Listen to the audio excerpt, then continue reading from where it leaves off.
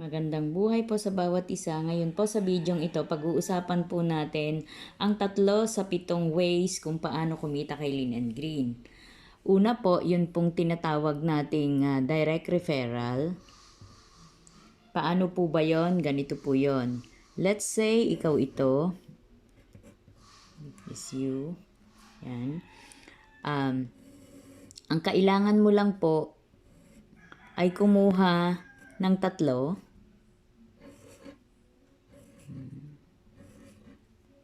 This is C1, C2, C3. Kapag ka po naka-invite ka, si number 1, meron ka pong direct referral na 500 pesos. So, si number 1 po, dito po, kikita ka ng 500. Kay number 2, kikita ka rin po ng 500. Kay number 3, kikita ka rin ng 500. So, sa direct referral po, let's say, sa loob ng isang araw, meron kang 10 na-invite, meron ka pong 5,000 pesos. Yan po yung ating direct referral. So, ang pangalawa naman po, yung tinatawag nating buy set income. Buy set income. Paano po ba yung si buy set income?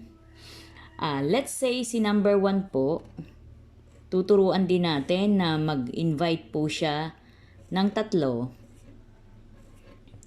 Yan. Si number 2, ganun din po. Kung paano po yung ginawa mo, ituturo lang din natin sa kanya. So, kapag ka po naka-invite si number 1 at si number 2, maaari pong itong mga taong to, hindi mo na sila kilala. Let's say, ito po si A, si B, si C, si D, si E, si F. Yan. Paano po ba yung tinatawag nating buy set income? So, kapag nakita po ng system na merong isa dito, kaya po siya buy set, ibig pong sabihin dalawa. Meron pong isa dito, merong isa dito.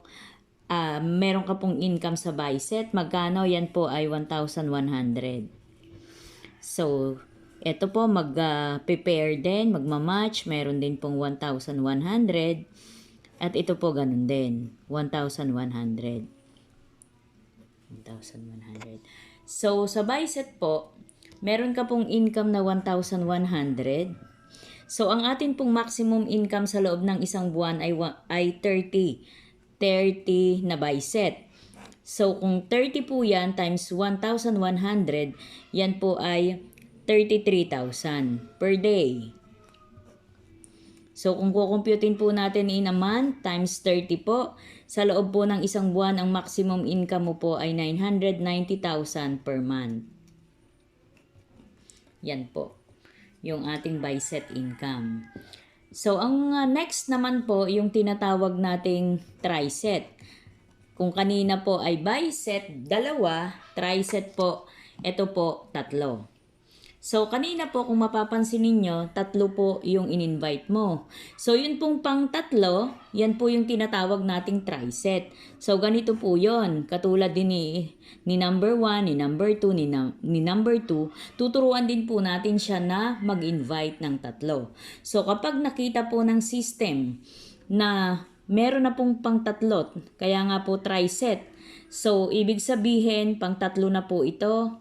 Ito, let's say ito po ay C1, C2, C3 ulit. So, kapag po pumasok si number 1, babayaran ka po ng company sa try-set income ng 1,300. Pag pumasok naman po si number 2, ganun din, meron ka pong, ito po si 1, meron kang 1,300. Kay number 2, meron ka ring 1,300.